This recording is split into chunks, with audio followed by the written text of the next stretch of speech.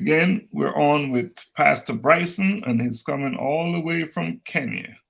And he shared some interesting stories about his early beginnings growing up in Kenya and how, his life and his surrounding made such a huge difference in him becoming the man that he is today. So, Pastor Bryson, I believe that any discussion about Yes. purpose should begin with a definition. Mm-hmm.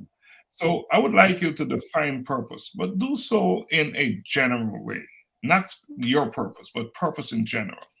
I would say purpose basically is understanding why you are here, understanding what is it about you, what is it you are created for. Basically, I would say purpose is the driving force in any man's life or any person's life. It is why we're here. It's a reason for being.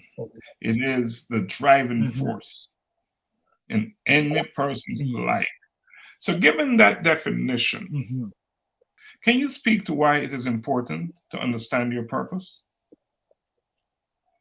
I would say it is important to understand your purpose because the minute you know your purpose, or rather you understand your purpose, it becomes what makes you wake up in the morning. What it becomes something that will give you hope about life, something that will push you to enjoy what you do.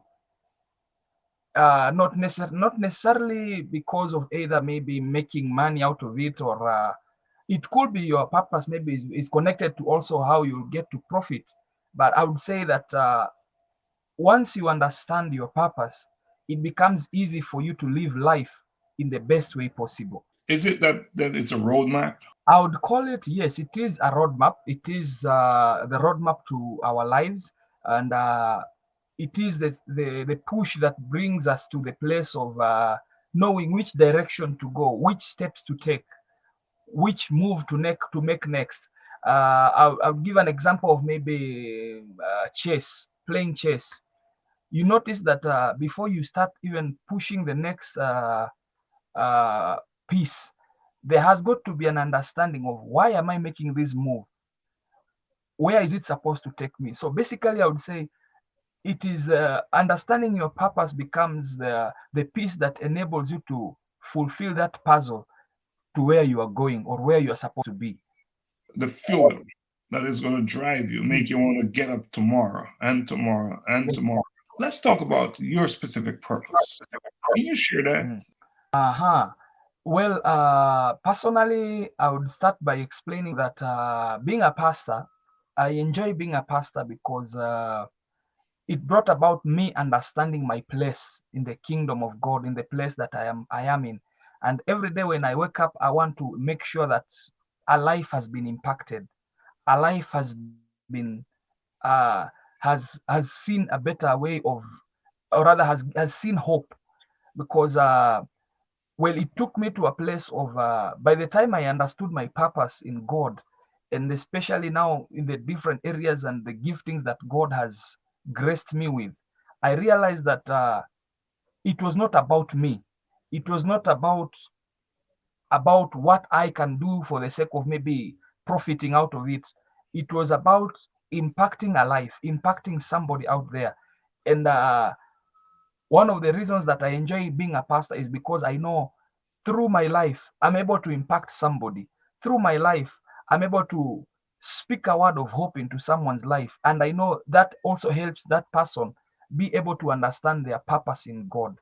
So I would say, like, let me use a good example. For example, that I love music. I love worshiping God through music and singing.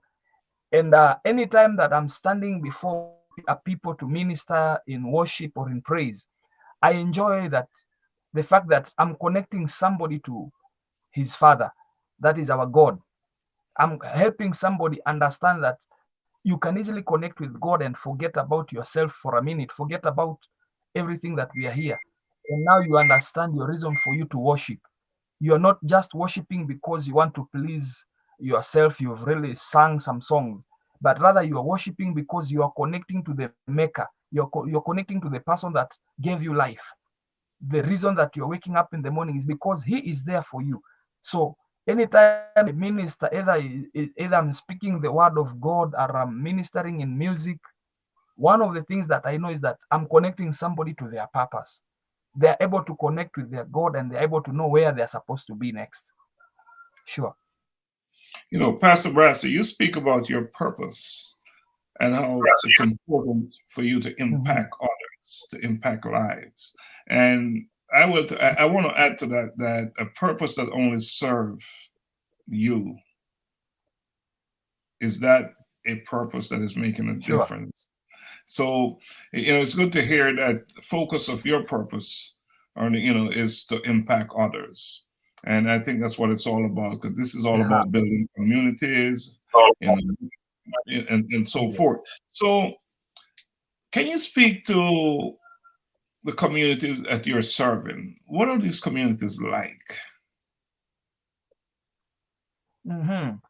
I would say they're quite diverse. Probably if I was to talk about the community that I'm around in, I would say that I'm in a community of people that, especially right from 2020, the year 2020, after the COVID-19, so many people gave up. So many people felt like they don't see the reason for living. Talk about now the world economic crisis that we have right now. So many people have kind of given up, and unless there is somebody that can really encourage and speak into their lives, show them that you don't have to give up. Every day you have a reason to wake up in the morning because there is a next for you. There is hope for you. The Bible says, let me quote that scripture, Job chapter number 14, verse number 7. The Bible talks of there is hope for a tree, even if it is cut down, but at the scent of water, it will still sprout up again. That means that every day as I speak to the people around me, as I minister to the lives of people probably in the church that I am in, as I go out there maybe to minister in the street preachings, the crusades and such kind of meetings, I'm not there just to tell somebody that, if you don't repent, you're going to hell. I want to let somebody understand that, you can work out your life. You can do something about yourself. You can grow to another level. You can grow from where you are. It doesn't matter whether you are young or old.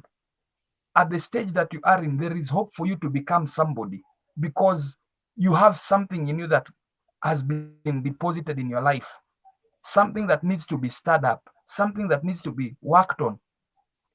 Just the way we have factories that are probably manufacturing items, they always go out there, get the raw materials and prepare them. Now, each and every one of us, we are like that. We are supposed to be ready to be prepared by God. How? By ensuring that every day when I wake up, even though I can see the situation around me, even though I can see the community around me, they are talking about the crises that are there. Sometimes we have cases whereby many even blame the country, blame the president because of the economic crisis. But I always encourage somebody to realize that, it is important to know that you are there to make a difference. You are there to build a future not only for yourself, but for generations to come. You are there to prepare because through you, it determines what will happen to your generation, what will happen to the person, your children that are coming, your children's children. So I've always been there to encourage my community that, you can do something about yourself. You can impact a life and make a difference in our generation. We all have something to offer. We're all significant, and we all can make a difference, is what I hear you saying, right? It's true. That is true. No matter what your situation is like today, with life, there are possibilities. There is always, life is full of opportunities. Life is full of life is always full of activities that are all around. Let me give this a good example, especially when COVID-19 came in. I realized that, especially, I don't know about back in America, but here in Kenya, so many people took advantage of that opportunity. You remember how the masks were going all around? And I would say that at the same point, I had a friend of mine, we interacted, and we were even planning to see, the person was ready to fund, and we were planning to see how we could get these containers from China full of masks and the sanitizers, and bring that business. You see, it was a crisis, yes, but at the same time, opportunity was in the same crisis. So I would say that every one of us, nobody should ever feel like, just because I don't have maybe the capacity right now, I don't have anything to offer. God has always deposited. God can deposit an idea. God can deposit uh, some, probably maybe someone is in a position maybe to do funding for a particular project, and that is how now all of us are enabled. We can never be the same. Whatever God has put in us is something that can be used to create life out of somebody, to something that will be of help to another person.